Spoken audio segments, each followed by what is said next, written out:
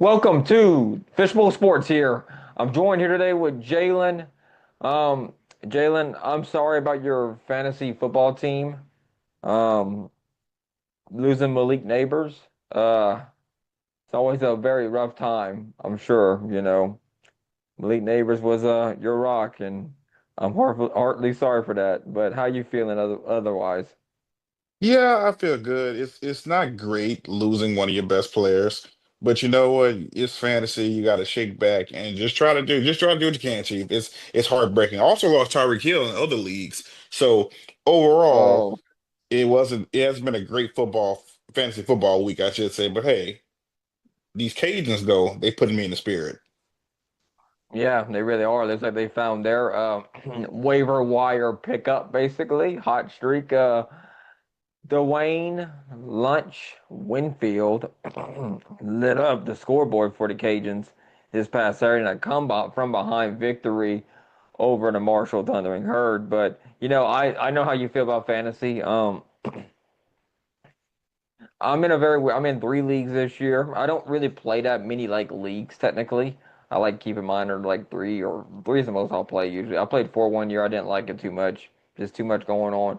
Three, uh, I lost James Conner in in one of my leagues. So I'm kind of feeling every single way because I have one league that I haven't won a game yet in. One league I'm undefeated, and I'm 500 in. So it's like, what's going on?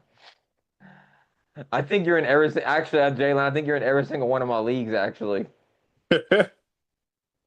I think you are. We'll talk about that later. But anyway, uh, Winfield, man, he's definitely earned QB1. I said that on X. I said that on Facebook when I was live.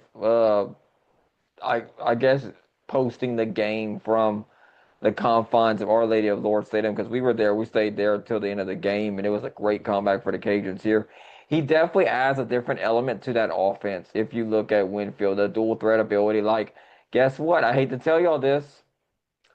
Last week, Jalen, I was talking hmm about what?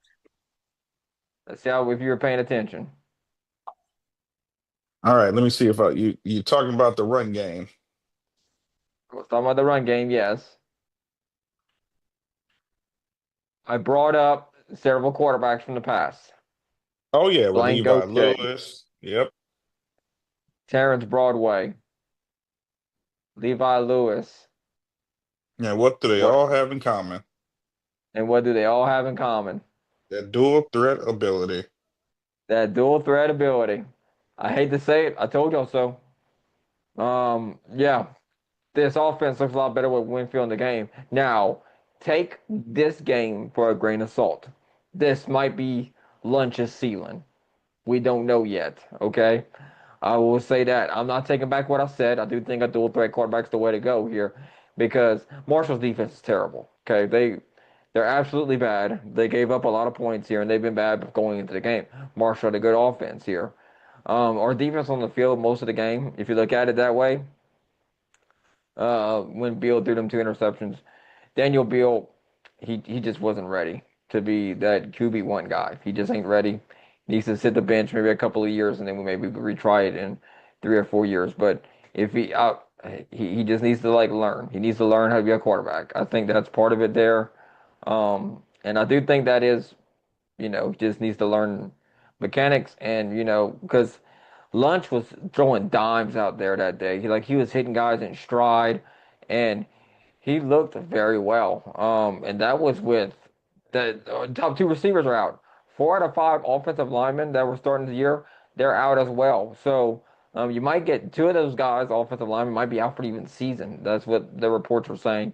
Then you got two that might come back. So the Cajuns here are pretty depleted on the offensive side of the ball here. A lot of injuries just across the board. Um, they got a bye this week coming up, but they got JMU coming up the next week after that. So in regards to this game here, I know everybody's like trying to say like, oh, we got a chance to be a really good football team. There's still weaknesses and there's still problems there, but I do think there was one problem that we need to address straight up from the last couple of years, and no one has brought this up at all. Me and I stay in touch with Mike Honcho. Mike Honcho and I were talking at the game, and we came to the same conclusion at the end of the game. And it was the fact that Dez, Coach Dez, um, I don't believe it's not necessarily maybe him, it's somebody on the staff though. Trying to pinpoint who the culprit is a little difficult because you're like, okay, you got recruiters, you got talent acquisition people, you got offensive coordinators, you got quarterback coaches. All these people do evaluations, right? And they all do them differently because we're all human and we all do different perspectives and thoughts and stuff. And Dez has his own perspective of things. Why is our QB3 that outperformed Walker Howard and outperformed Daniel Beal? Okay. Now, why did that happen? Okay. Like, how does that happen? But if you take for a couple of years ago, let's go back to 22 when Des took over. 22 and 23. We had Chandler Fields, Ben Wooldridge, and Zion Chris. Zion Chris was the best one out there, during those years until he transferred to Houston. And then that led the way to Ben Wooldridge. I'm gonna ask you this, Jalen. If Zion Chris would have stayed, would the Cajuns have had even a better record in 2024? Let's say if he stays the entire time. This is something to kind of Personally, I think they would have. you see. This is kind of the thing here. Like, would you say Zion Chris was a better quarterback than Ben Wooldridge for the Cajuns' system? Yes, absolutely. I'm not talking bad about Ben. Ben did a great job out there. He was very confident in the pocket and being a pocket passer, but he couldn't move like Zion did. Zion brought a different Isn't element that you seen yeah. that you mentioned earlier. Yeah, he brought a different element. So this evaluation, so Chris was number 3 on the depth chart.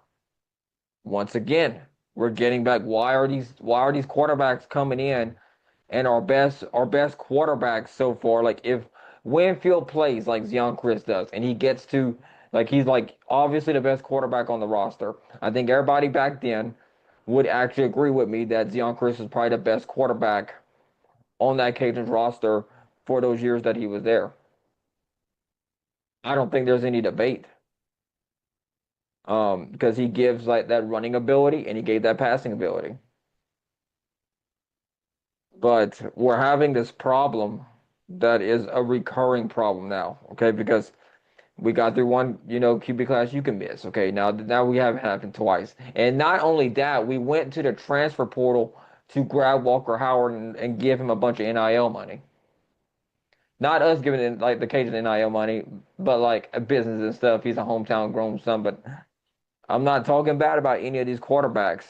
But when the results on the field and what you see on the field are what, pay the bills at the end of the day, right? Um, but now we're getting into this reoccurring thing going on where we have lackluster evaluation of talent. And, like I've said before many times, you can have a great practice. They could be a great practice player. Is it going to transfer over to practice to in the game? And we hadn't seen that until Saturday night. You know, that is one thing that I think we needed to address here. And I think that's something that needs to be brought out to the light here. This is back-to-back quarterback classes that we've seen this happen. The Chandler's gone, and you appreciate them for devoting their time to the program and staying. But, and I say this, but we have evaluation problem. And is it just quarterback, or is it not other positions either? I don't know. I don't know. I haven't really seen these wide receivers look like they caught the ball a lot better on Saturday. Maybe we missed the boat on our 1 and 2 wide receivers. Maybe we did, miss it. Maybe the 3 and 4 guys should be our 1 and 2. Maybe the backup linemen are better than our starting linemen. This is what I'm trying to bring up. Is our evaluation of players up to snuff to compete for championships in the Sunbelt Conference? That's all I want to know. I mean, it's clear as day. I mean, the evidence is right there pointing you in the face. It's whether if people want to accept it or not. It's looking right at it. Granted, it's tough. I know you got to deal with the transfer portal and stuff and keep these guys around, but we're in a day and age of college football where you have to win constantly. It's always a win now mode because there's no excuse that you can like look at, for example, Ole Miss is starting quarterback now. The backup came from Division II national championship. Right now he's quarterback. He's a starting quarterback for Ole Miss now because their starter's hurt. There's no excuse for it anymore. And usually, like you would think the power forward would just go right G5 programs and do that, which they do. They do that.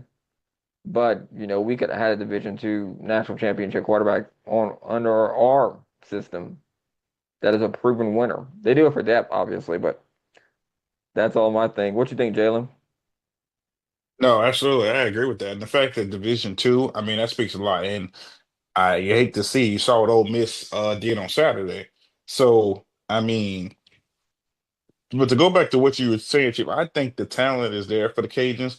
They need to put it all together, and Dez just has to put them in the positions to win each and every week.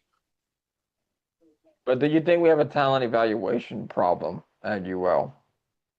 I wouldn't say it's a problem because I think every year the Cajuns are able to bring in talented players. A lot of these players are more talented than I would say 5 or 6 years ago. Now, don't get me wrong, those Cajun teams were different, like, but and a different coaching too. But at the same time, I think the talent is better, the speed's better, the athleticism is better. I mean, these guys are coming out of high school.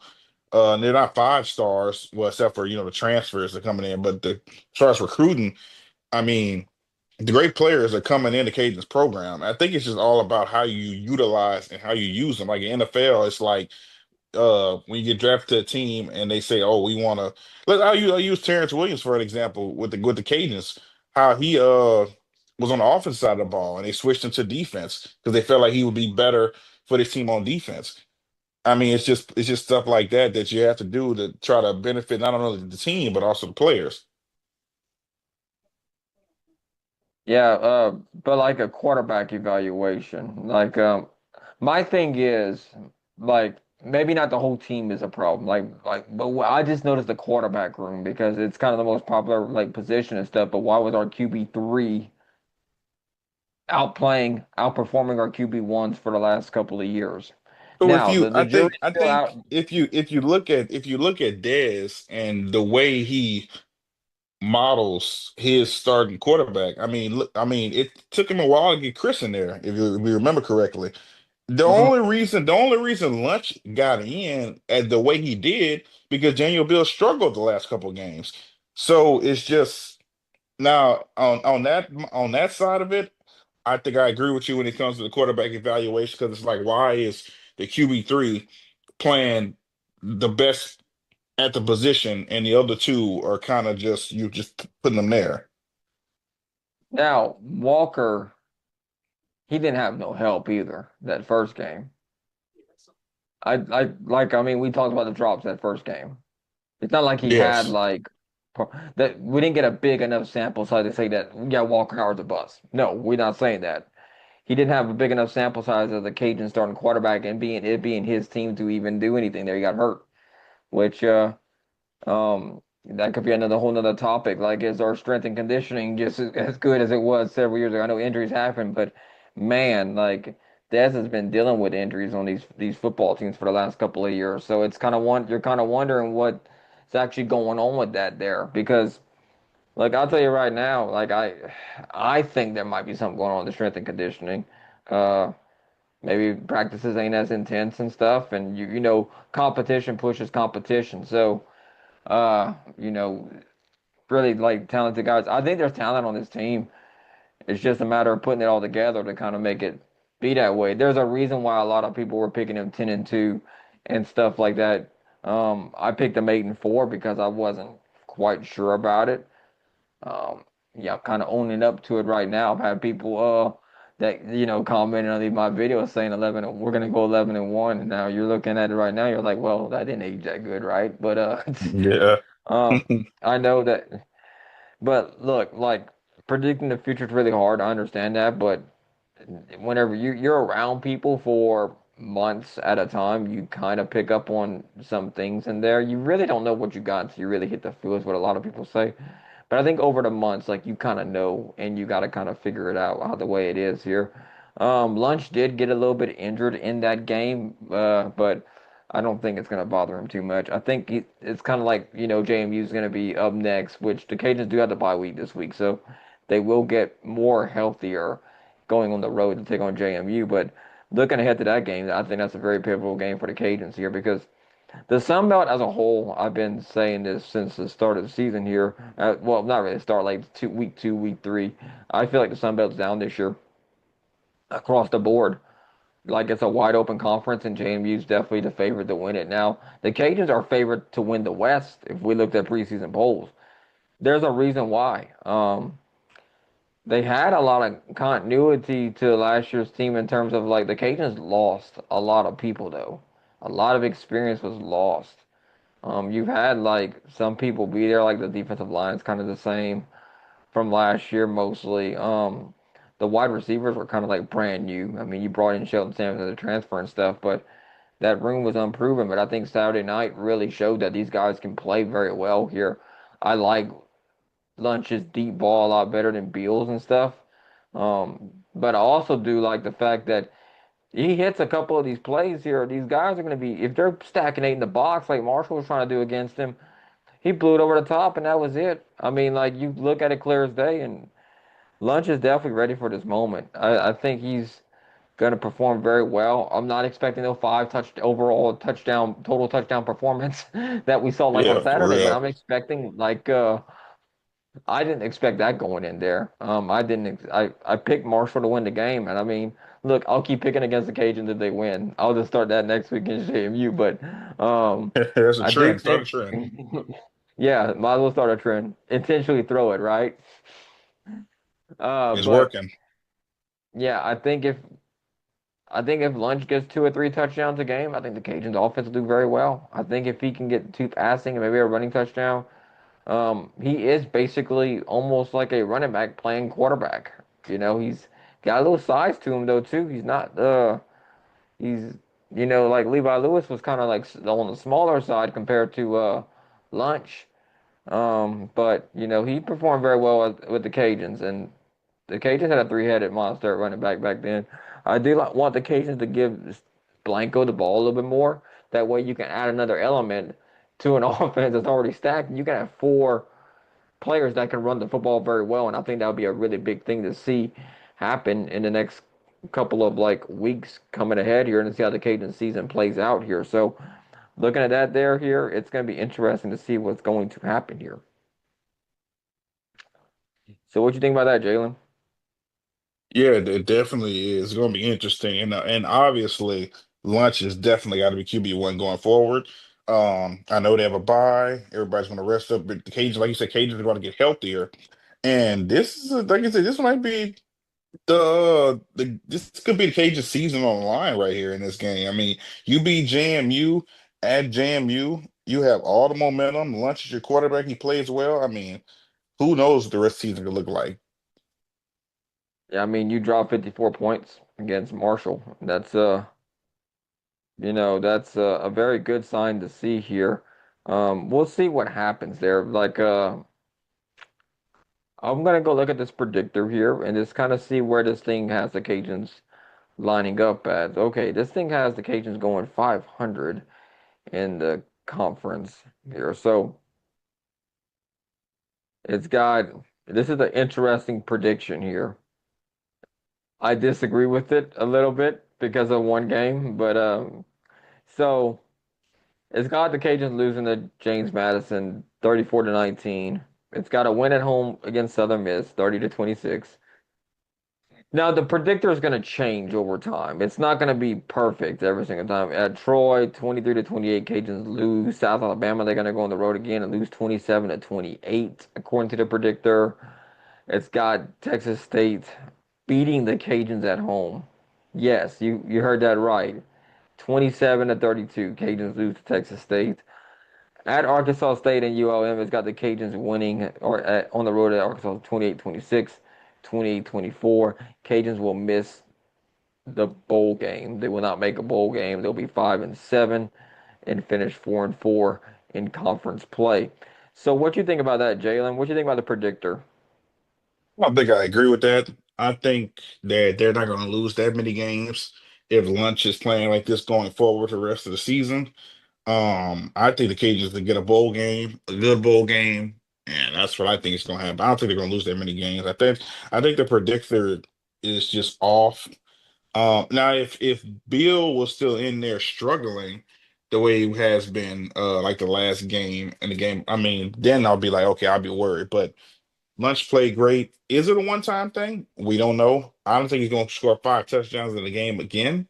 But who knows? He could defeat the odds. 'Cause I didn't know he was going to do that on Saturday. So I think the predictor is really wrong. I do think that we need to take into effect with the 5 touchdowns. Great performance, by the way, by Lunch. But um, they were Marshall was schemed to play against Beal.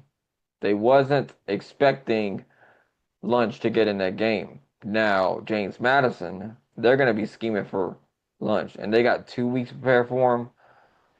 So they're gonna have a spy on him. They're probably gonna do that, and they're probably gonna move guys around just to make sure he don't, escape the pocket. And they're gonna keep one back there on him. So that's they're gonna have to beat him through the air. I think the Cajuns. Then the Cajuns will have to beat James Madison through the air to win that game against them. Whenever we're not gonna do no preview of matchup here, how we think the receiver is gonna go against James Madison's defense or defensive ranks because it's not the week for that. We'll bring that up to y'all next week here, but we're just talking about like how these teams are going to go forward here. They caught Marshall flat-footed when they brought Winfield in there. They were not ready for that at all, and it proved on the scoreboard, and it proved with 5 touchdowns there. It definitely shocked them. Should you do a two quarterback system? I'm not too big of a fan of two quarterback system because I think it affects flow of your offense and momentum. Um, we already kind of seen a two quarterback system under Dez with Fields and Woodridge a couple of years ago. But look, they got a tough road for sure. The next three teams here, James Madison, Southern Miss, and Troy, are the next three games on the Cajun schedule here. Two of them on the road, one at home. There's only three home games left here. I'm hoping that the Cajuns can pull this off here. So we will see how it goes here. The Cajuns have Rice is 3-2. So I mean that was a better if you want a good loss, I guess you're gonna put that one as a good loss because they did win at least win 3 games. McNeese hasn't won a game yet, except if you want to count Louisiana College. Missouri, they're 5-0. That's a good loss. Eastern Michigan, they're 1-4, and you're that's the one I think the Cajuns they let go away. They should have won that game. No excuse there for Dez. Um, this team, they definitely played very defensively. They stayed on the field a good bit for the Marshall game, and that is something that we're going to kind of like look at here going forward here. If Lunch can sustain drives and keep, that's going to help their defense out a lot more. Uh, the defense Absolutely. they got key stops in that game against Marshall. You can't argue against that. Um, Marshall had a pretty good offense, so we'll see what happens whenever it gets down to that there. So. I do think that is something that the Cajuns are going to look at here going forward here. Well, what you think? Is Sampson and Robert Williams going to lose? Well, I know Robert Williams has a significant injury. Sampson is injured as Yeah. well, but whenever they get back, well, whenever Sampson gets back, because it's looking like Robert Williams is going to be out for the year. But do you think Sampson sees the field less in the coming weeks, Jalen? If I'm Samson, let's say, I feel sorry for Robert Williams because he's been great for the Cajuns the last couple of years. But as far as Sheldon Sampson, if I'm him, throughout the uh preseason and everything before the season started, we all thought Sampson was clearly number one, but now it's not looking like that. And now he's injured. You got these guys like so. If I'm him, he just better get it together, or he could not be the starter once he comes back. So Yeah, I mean, like we've Tyrese Skipper was having an off night. They took him out for during the game, and they've added some. That's something to be kind of worth noting there too. But I don't. Tyrese Skipper's not losing his starting position. I think he just had an off night. I think they just because he was just blowing coverage and missing tackles. Just not just. I think he'll be all right whenever you we get right down to it here. So. Look, like it was looking bad. I don't blame anybody for leaving because it wasn't looking that good here. At 6 minutes 55 seconds left in the third, it was 34-17. The game wasn't out of reach yet for that game there. hmm After the interception return, 46 yards after Bill threw that second pick, and that was a rough. But there are some good signs to look forward to. The Cajuns were beating themselves a lot with penalties. They only got one penalty in this game here, so that was a little bit of a that's great. shocker. That's great. Yeah. Um. So Lunch led the team in rushing, 13 rushes for 129 yards during the game. Silent Perry and Bill Davis, they each carried 14 carries. Silent Perry had 80 yards. Bill had 46. Perry was a little bit better average wise. Lunch was obviously the best. He had 9.9 yards a carry in that game there. Michael Allen for Marshall, he rushed the ball 19 times for 145 yards and 7 yards a carry. So he was gashing the Cajun defense pretty good there. Um, Receiving, Landon Strother had 3 catches, led the team in catches, 3 catches for 27 yards. Charles Robertson, Dale Martin, and Trey Miller. Trey Miller was the most targeted player on the team this Saturday night. He had 2 catches for 18 yards. Charles Robertson, 2 catches for 61 yards and a touchdown. Dale Martin, 2 catches for 35 yards and a touchdown. So that was the 2 touchdowns that were scored there for the Cajuns here. So um, they were trying to get Brock Chappell more involved there in the hmm game. So that is something to kind of keep looking forward to here. I do expect Brock Chappell to get some more targets going in this game here. So yeah, with that being said, though, Jalen, let's kind of move this along and pick the Sunbelt games going on for this week here. As we, we're not going to pick no Cajuns game because they're on a bye. Just to kind of give everybody a forewarning if you're joining this live broadcast right now here on the Fishbowl here. So, anyway, and this video will also be on demand after the live. So if you are watching on demand, the on demand one, this one isn't live. But this one that we're recording right now is live, to say the least. So James Madison is gonna go on the road to take on Georgia State.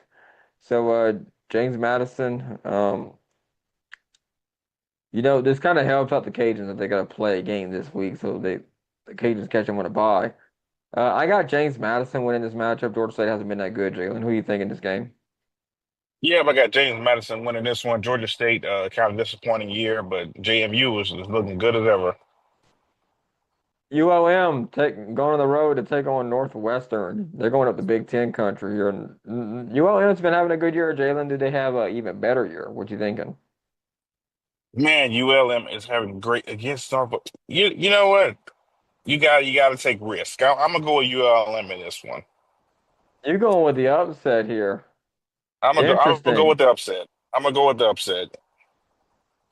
I got Northwestern. I don't think there's gonna be an upset in this game. I just don't think ULM's gonna have it enough for them. This one's interesting. Oregon State taking on App State. What you think, Jalen? So I know Oregon State is technically the bigger school in the bigger conference, but they're 0-5. I I'm gonna go with App State. Yeah, 0-5. This is one here that, like I said, the Sun Belt's down. App State doesn't look. This is gonna be a real interesting one here. Now better conference. That's debatable, Jalen. It's just Pac-12. Well, That's a yeah, yeah, rebranded. it used to I be. know Yeah. yeah, it used to be. Yeah, so Oregon State's kind of in this new world of G5 schools basically now because they're not a Power 5 school anymore. Um, I'm gonna go with. I think you know what. There's no. I don't see a spread on this one here. I'll have to go look back. There's not that many games to pick this week. There's only let's see, five, no, six games. But if I'm picking an upset anywhere in the Sunbelt, I'm kind of keeping an eye on this Oregon State App State game. I think App State getting them at home, which would be a really good thing for the Cajuns to do to get Oregon State for a home game, a home and home. With them would be kind of a cool thing because it'd be cool, like kind of get like a bigger like program to come to Cajun Field or excuse me, Our Lady of Lourdes Stadium. Um, but I got App State beating Oregon State. I think they're gonna keep them winless because like seeing Oregon State, they're not playing good football right now. So Texas State taking on Arkansas State. I got Texas State winning this one, Jalen. What you thinking? So Arkansas State is 1-4. I think Texas State is going to take this one. Arkansas State is really struggling. Coastal Carolina taking on Old Dominion. Old Dominion's kind of a surprise this year a little bit. People kind of thought they would not They be as definitely good are. this year. They're definitely a shocker for me. I got Old Dominion winning this one, Jalen. What you thinking in this game? Yep, I got Old Dominion winning this one too. They're playing great this year. Only lost one game. This might be their best year, and they better watch out for them. Yeah, they were kind of a sleeper team. A lot of teams didn't really pay attention too much. I mean, a lot of like preseason really slept on Old Dominion so far. We'll see. It's a long season though. We're just through the first month of it. We got a whole nother 2 months to go. October, November. I'm sure what we're saying right now is not even matter in November. Um, South Alabama taking on Troy here. Jalen, who you thinking? Who you taking in this game? I'm gonna go with Troy in this one. I think the Trojans are going to take the win. Yeah, Troy. They've been having a pretty good year. They're kind of like 500 right now. It's gonna be interesting to see how it all goes for them in this game here. I'm excited. About this game here. I do think Troy does win this one though over South Isle. And Jalen, that's all the picks we got. We're done. We're done with all the picks. So yeah, like one of the quickest weeks here. I want to see if next week's gonna be any more. I know the Cajuns play next week against JMU, so let's just kind of see. I'm a peek ahead to next week, y'all. If y'all don't mind too much here, looking at this schedule here. So that's week 6. Let's see, week 7. Let me see.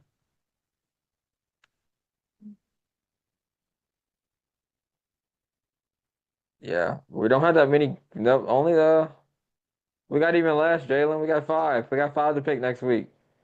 Even less. That's I thought it would be more, but hey, you know what? I thought We'll it'd be move more I thought it'd be more myself as well. Um, yeah, James Madison and the Cajuns did get moved up to ESPN2, so it's gonna be at I think that's an 11 o'clock kickoff because I think all these times are Eastern time here, but this one's saying 12 on the CBS Sports website, but I think that's an 11 o'clock kickoff because usually they do the Eastern time and all that good stuff. So anyway, I do think that kind of wraps us up, Jalen. So thank y'all for tuning in here to this episode here of Fishbowl Sports here. We hope you have a great, wonderful day. We're gonna see y'all here next time here on this episode of Fishbowl Sports.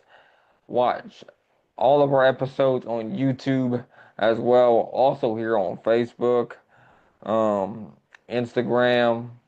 We do our 3 little live streams there. You can follow us on all our socials: Facebook, X, YouTube, TikTok, Threads. Am I missing any of them, Jalen? I think that's all of them. Facebook, X, you got them YouTube, all covered. Threads. Yep, I got them all covered.